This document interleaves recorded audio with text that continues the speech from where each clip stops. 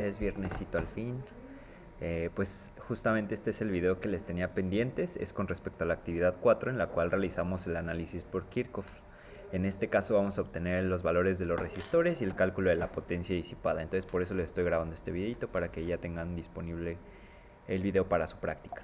En esta actividad entonces lo que hicimos fue que teníamos dos focos. El primero de ellos era de 6.3 volts y que funcionaba a 0.25 amperes.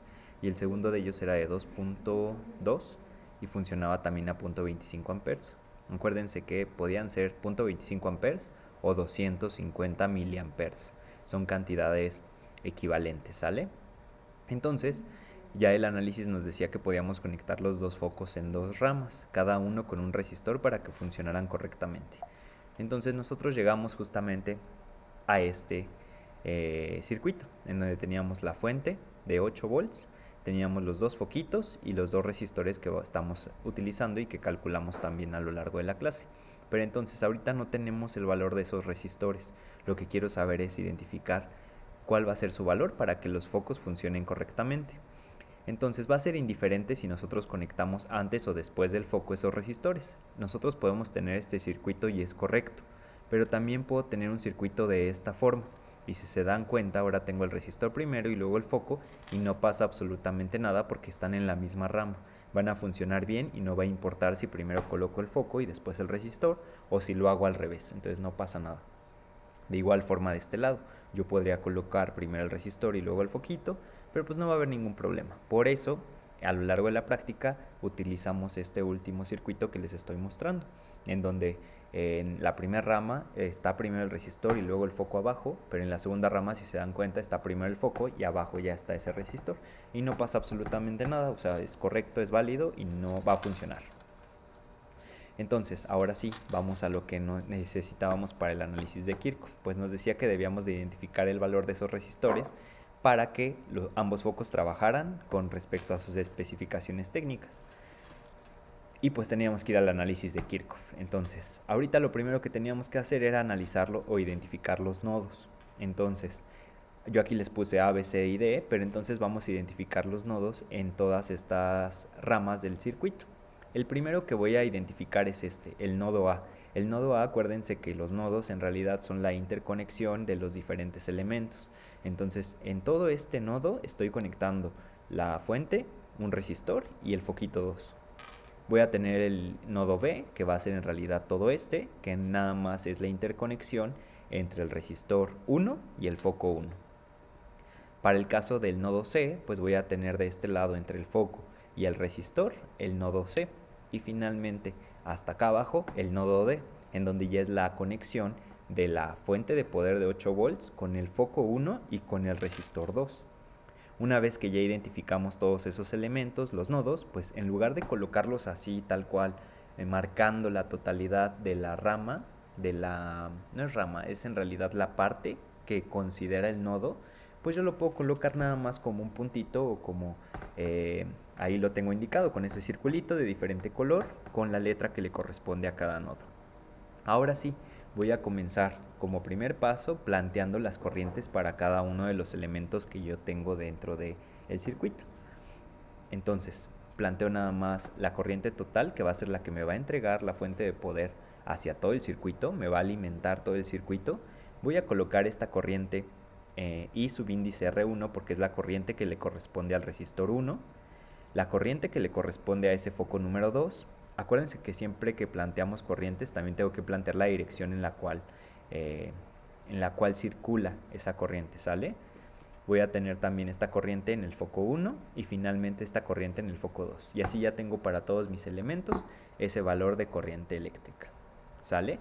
Una vez que realicé eso, el siguiente paso es que tengo que indicar la polaridad de mis elementos. Entonces ahora sí que tengo que hacer, pues para cada una de esas corrientes tengo que plantear la polaridad con la cual yo planteé esa dirección. Para el primer resistor, acuérdense que la corriente tiene que entrar por positivo y saldría por negativo. Y de igual forma para el foco, porque yo coloqué esa dirección de corriente. Entra por positivo, sale por negativo. Del lado derecho vamos a tener algo similar para el foco 2. Así es como vamos a colocar esa polaridad. Y finalmente para el resistor 2, así es como voy a colocar esa polaridad. Ya terminé de hacer ese paso, paso al siguiente. Ahora sí, la ley de corrientes de Kirchhoff, ¿qué me va a decir? Pues que la suma de las corrientes en un nodo tiene que ser igual a 0, ¿sale? La suma de todas las corrientes que estén involucradas en ese nodo tiene que dar igual a 0. O también lo podemos interpretar de otra forma. La suma de las corrientes que entran a ese nodo va a tener que ser igual que la suma de las corrientes que salen de dicho nodo. Por ejemplo, vamos a analizar el caso del nodo B. Si nos damos cuenta, aquí en el nodo B, lo que tenemos es lo siguiente. Esta corriente IR1 está entrando al nodo B. Pero ¿cuál corriente está saliendo de este nodo? Pues si nos damos cuenta es esta I subíndice F1. Entonces, al momento de que yo plantee la ecuación, pues tiene que ser todo lo que entra a el nodo B tiene que ser igual a todas las corrientes que van a salir por el nodo B. Y por eso nos quedaría la ecuación de esta forma. Y subíndice R1, que es la corriente que está entrando a este nodo, va a ser igual a la suma de las corrientes que salen por dicho nodo. Pero como nada más tenemos una de ellas, pues en este caso es I subíndice F1, pues lo coloco tal cual, no hay ningún problema. Entonces, si yo ya sé que en mis especificaciones técnicas el foco 1 está funcionando a 6.3 volts y 0.25 amperes, pues en realidad yo ya tengo un dato, cuál es la corriente que va a consumir el foco 1. Y por lo tanto, como es de 0.25 amperes, pues yo nada más puedo sustituir en esta ecuación y subíndice R1 va a ser de 0.25 amperes, lo cual significa que la corriente que está circulando por el primer resistor va a ser de 0.25 amperes. Y si nos damos cuenta, pues justamente es válido porque la corriente en esta rama tiene que ser la misma, tanto en el resistor como en el foco, porque es la misma rama que estoy utilizando, ¿sale? Una vez que terminé de analizar eso, pues ahora sí podré analizar el lado derecho, que en este caso sería ¿qué pasa en el nodo C? Hacemos el mismo análisis. Por ley de corrientes de Kirchhoff quiero identificar qué sucede en el nodo C. Y lo voy a hacer de la siguiente forma. ¿Qué corrientes entran al nodo C? Únicamente la corriente en el foco 2. ¿Qué corrientes salen del nodo C? Pues únicamente la corriente del resistor 2. Por lo tanto, la ecuación va a quedar planteada de este lado. Todo lo que entra en cuanto a corrientes por el nodo 1, pues nada más será esta, como lo acabamos de platicar. ¿Y qué es lo que sale? Pues nada más va a ser la corriente en el resistor 2.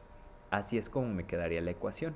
Pero nuevamente, si nos damos cuenta, pues yo ya cuento con este valor por las especificaciones técnicas.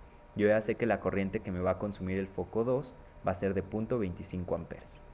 Y como yo ya conozco esa cantidad de corriente, pues yo ya puedo sustituir en esta ecuación valores conocidos. Y si nos damos cuenta, este elemento nada más lo pasé para acá, pero la igualdad no se altera. La corriente que pasa por el resistor 2 va a ser igual a 0.25 amperes, lo cual también coincide. Si el foquito 2 me está consumiendo 0.25 amperes, pues también el resistor tendrá que consumir lo mismo, ya que está en la misma rama y están en serie estos elementos. ¿Sale? Ya ahí tenemos una parte de ese análisis.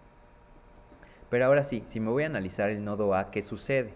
En el nodo A está pasando que la corriente total que yo le estoy suministrando a la fuente tiene que ser igual a la suma de la corriente en el resistor 1 más la corriente que consume el foco 2. ¿Y eso por qué pasa? Porque si nos damos cuenta, todo este es el nodo A. Al nodo A únicamente entra la corriente total que me está suministrando la fuente, pero salen de ella dos corrientes. ¿Sale? No puedo considerar estas porque estas ya involucran nodos diferentes, nada más son las que están ahí tal cual cerquita de ese nodo directamente, qué elementos están conectados con ese nodo. Por eso, la única corriente que entra va a ser la corriente total, IT, pero van a salir dos de ellas, la corriente en este resistor y también la corriente del foco 2. Y si se dan cuenta, esos datos yo ya los tengo, ya los puedo incorporar en este análisis. Este cuánto valía y este cuánto valía, pues ya habíamos identificado, ¿no? Que entonces la corriente total va a ser únicamente sumar 0.25 amperes más 0.25 amperes. Esta corriente está asociada al resistor 1 y esta corriente está asociada al foco 2. Por lo tanto, esa corriente total pues va a ser de 0.5 amperes. Una vez que termine de analizar por ley de nodos de Kirchhoff, pues ahora puedo irme a analizar la ley de voltajes de Kirchhoff. ¿Y aquí qué va a suceder? Tengo que analizar ahora mallas, ya no nodos. Entonces lo primero que vamos a hacer es identificar la cantidad de mallas que yo tengo disponible en el circuito. Lo primero de ellos es, por ejemplo, toda esta va a ser una malla. Otra malla que yo puedo identificar pues será toda esta, la de la derecha, ¿sale? Pero puedo tener una tercera malla, que puede ser en realidad toda esta. No es práctico analizar las 3 mallas, generalmente nos quedamos únicamente con 2 mallas y por eso nada más voy a colocar en la parte de abajo malla 1 y malla 2, ¿sale? Para que tengamos la cantidad de ecuaciones que necesito. Ustedes en teoría ya van a desarrollar correctamente y completamente el análisis de Kirchhoff, pero como ahorita estamos en el laboratorio y es un aspecto un poquito más práctico, yo no me estoy adentrando mucho en el análisis de Kirchhoff ni en indicarles nodos principales, la diferencia entre las mallas, porque nada más ocupamos 2 de ellas, etcétera, ¿sale? Entonces, hasta ahí vamos bien. Mallas en cada una de este ejercicio. Vamos a analizar primero la malla 1. Entonces, para hacer el análisis de voltajes en la malla 1, voy a utilizar entonces Kirchhoff.